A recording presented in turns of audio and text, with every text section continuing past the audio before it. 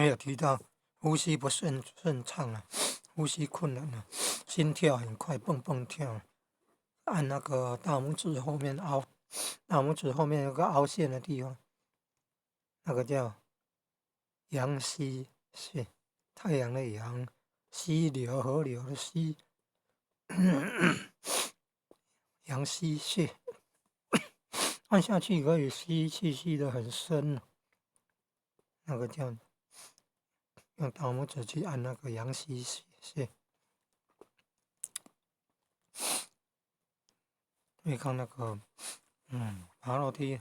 心跳很快，爬不太上去，按下按阳溪穴。